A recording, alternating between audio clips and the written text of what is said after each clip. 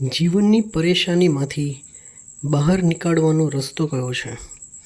આવા જ ભાવનો એક પ્રશ્ન પૂછાયો હતો પ્રમુખ સ્વામી મહારાજને. તેઓ સ્પાર્ટનબર્ગમાં પધાર્યા હતા. તેમની મુલાકાતે અમેરિકન પત્રકાર માર્ક ફિનલી આવી ચડ્યા.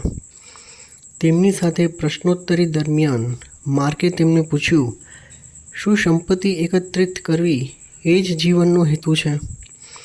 પ્રમુખ સ્વામી મહારાજે કહે છે, જીવનનો હેતુ તો ભગવાનની ભક્તિ કરવી તેમજ બીજાને મદદરૂપ થવું અને પવિત્ર જીવન જીવવું એ જ છે.